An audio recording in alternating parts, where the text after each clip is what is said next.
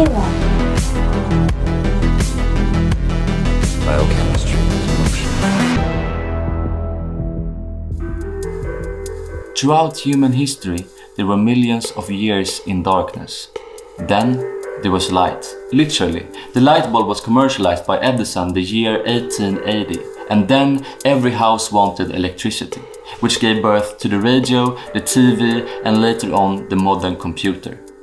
The internet boom happened in the 1990s, and now you are streaming this video I uploaded to YouTube the year 2020. Our technology seems to be making progress, but with how much, really? Moore's Law was named after one of the founders of Intel, Gordon E. Moore. The law basically states that we double our computer power every 2 years, which we more or less have been able to do because we make transistors smaller and smaller. A transistor can be on or off, which creates ones and zeros, which is binary, the language today's computers speak. You see, transistor size is an important part of improving computer technology. The smaller your transistor, the more it can fit on a single chip, and the faster and more efficient your processor can be. Some people argue that Moore's Law is dead because we're about to make the smallest transistor possible. You see, a modern transistor made of silicon is 7 to 14 nanometers wide. But eventually we will hit a wall. A silicon atom has a 0.1 nanometer radius. To put that in perspective, a sheet of paper is about 100,000 nanometers thick. As we make silicon transistors smaller and smaller, we will sooner or later experience quantum effects, which ruins the transistor. But when ordinary transistors can't be smaller, we simply turn to nanotechnology and quantum computers. So advancements are expected, both in hardware but also in software, giving rise to artificial intelligence and the technological singularity. A point in time where technology advances so rapidly that to the human mind it happens almost instantaneously. Imagine 10 groundbreaking discoveries every second. A tech explosion. But why? The computing power of the brain is estimated to 1 exaflop, which is pretty much the same as 1 billion computations a second. 10 to the power of 18. What's amazing is that a single man-made computer has not yet reached the computing power of our human brain. But in 2020, during the pandemic, the project Folding at Home used the CPUs and the GPUs from hundreds of personal computers, phones and PlayStations to finally beat our brain. And they did. They managed to compute at a rate of 2.43 exaflops, which is around 2.5 humans. The number of computations a second is important, but what is more important is what to compute. Our human computations are not irrelevant to us, but many of them could be irrelevant to an AI. Emotions, for example, are complex and serve us a purpose because we are social beings, but it also makes us impulsive and unpredictable, which we maybe don't want an AI to be. Open the pod bay doors, Hal. I'm sorry, Dave. I'm afraid I can't do that. So an AI can most likely get away with fewer flops, computations per second, but still reach human-level intelligence. Even though we're just scratching the surface, today's progress is astounding. For example, an AI wrote this song.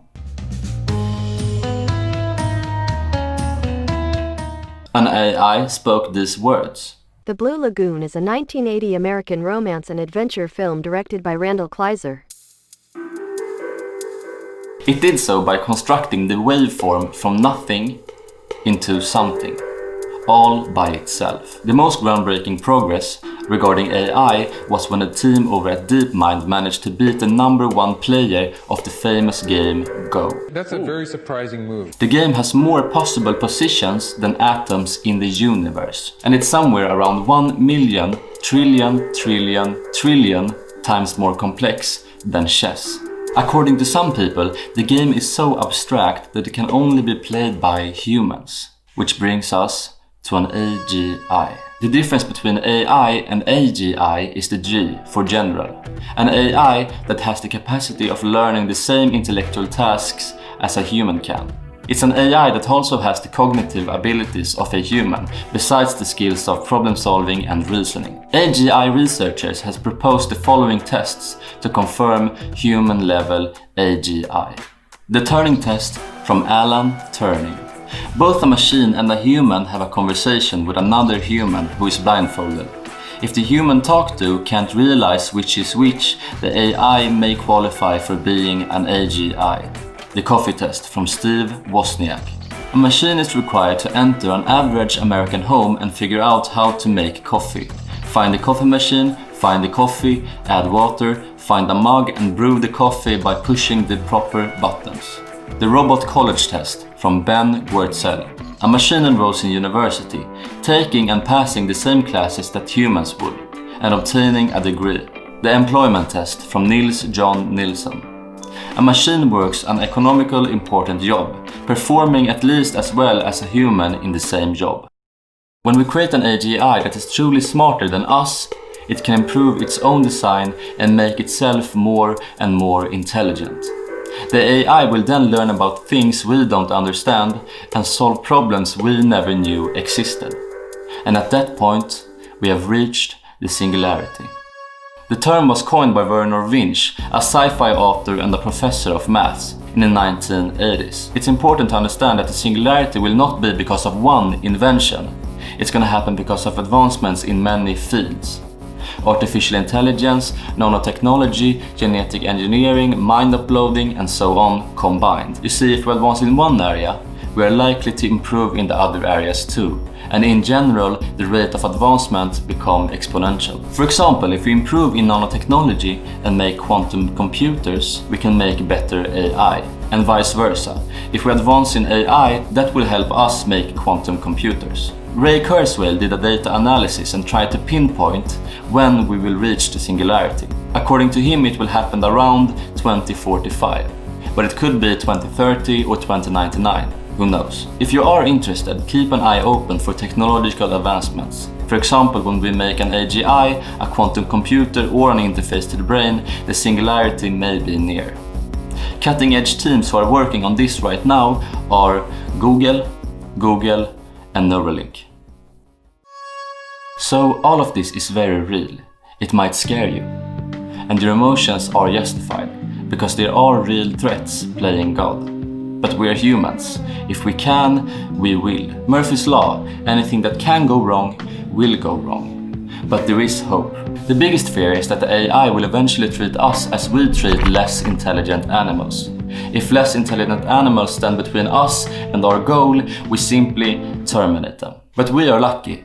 We are about to create the next step in evolution, so we can tweak the AI to behave in a way that suits us. There are two possible ways to solve this problem. We could create an interface to the brain so the AI becomes an extension of our brain. Or we could give the AI a value system that aligns with our values perfectly. Most likely a combination. A value system with kindness, compassion, tolerance and love for all humans seems important. But the problem is that if you give the AI current values, then by 2050 it's gonna be horrible. It's gonna be like having a dictator with the values from 1950. So it will be important that we give the AI evolving values, because human values evolve. And an interface to the brain sounds scary, but it might be the best way to harness the intelligence that we are about to create. You see, humans are smart, but a human with an iPhone is smarter, even though we only use our thumbs as the interface. But imagine having the interface directly from the brain to the internet. Then you could Google things just by thinking about the question. And on top of that, having the AI uploaded to the internet that's helping you come up with the questions to ask. As the saying goes, it's not the answer that enlightens, but the question. The first truly intelligent machine may be the last invention humanity needs to make. Psst, like and subscribe for more, and thanks for watching. Objective. December 7th,